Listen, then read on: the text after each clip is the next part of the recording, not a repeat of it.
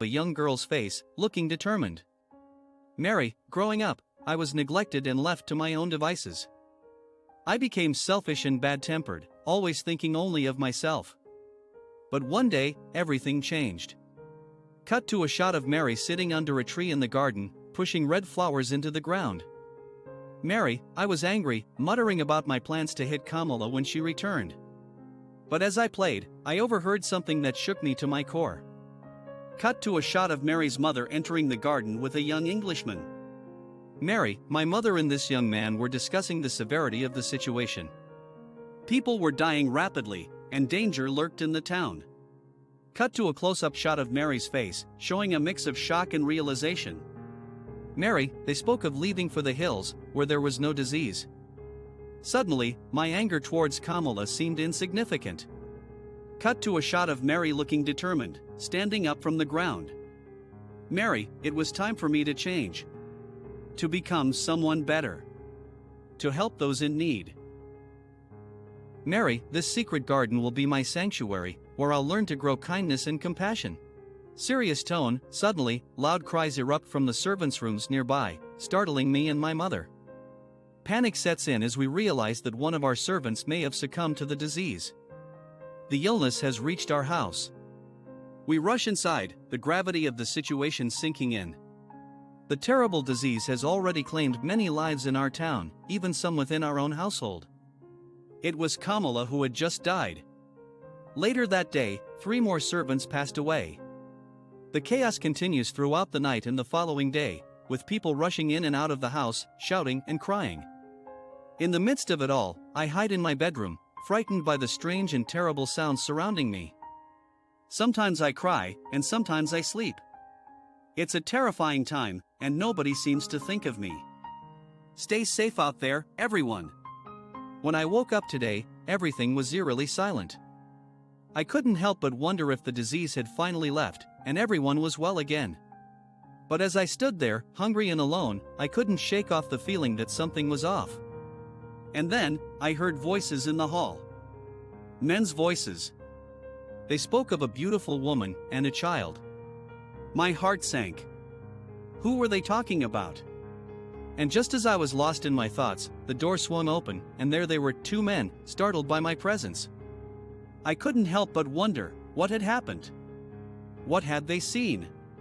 The silence in the house was shattered, and my world turned upside down. Hi, I'm Mary Lennox. You know, the forgotten child. I woke up to find everyone sick and hungry.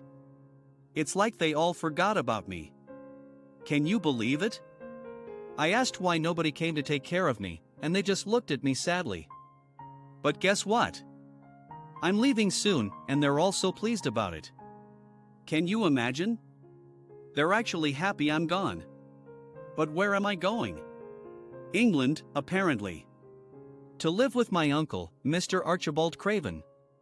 I've never even heard of him, but I know he's bad-tempered and has a crooked back. Sounds lovely, right? Well, wish me luck. I'm about to embark on a new adventure in a big, lonely old house. Let's see what awaits me there. Imagine being a young girl, uprooted from your home and sent to live with an uncle you've never met. That's exactly what happened to Mary. At first, she didn't believe it, but soon enough, Basil's parents confirmed the news. Reluctantly, Mary embarked on a long sea journey to London, where she was greeted by Mr. Craven's housekeeper, Mrs. Medlock. Now, Mrs. Medlock wasn't exactly Mary's cup of tea, and the feeling was mutual. But despite their differences, Mrs. Medlock decided to share a bit about Mary's uncle. She described a grand old house with nearly 100 rooms, most of them locked away. A big park and beautiful gardens surrounded the estate. But here's the catch: Mr. Craven, Mary's uncle, was a recluse. Ever since his wife's passing, he shut himself away from the world. No wonder Mary didn't care about all this. But little did she know, her life was about to change in ways she could never imagine. So there I was, staring out of the train window, rain pouring down, gray sky above. Not exactly the warm welcome I was hoping for at my uncle's house. The journey felt like an eternity, and by the time we arrived, darkness had taken over. A long drive awaited us, through the cold, windy night, with heavy rain beating against the windows. And then, I heard it. A strange, wild noise echoing through the darkness. I peered out, but all I could see was the black abyss. Curiosity got the better of me, and I asked Mrs. Medlock what it was. She said it was the moor, miles and miles of untamed land, right on the edge of my uncle's house. The sound was the wind, howling across the moor. I couldn't help but feel a shiver run down my spine. I don't like it, I thought to myself, looking more disagreeable than ever. The Secret Garden by Frances Hodgson Burnett is a treasure trove of moral themes. First, we learn about the transformative power of nature. The Secret Garden symbolizes growth, healing, and renewal, showing us how nature can restore our spirits. Second, the importance of friendship shines through. Mary's friendships with Dickon and Colin help her overcome loneliness and self-centeredness. Third, the novel emphasizes the value of positivity and optimism.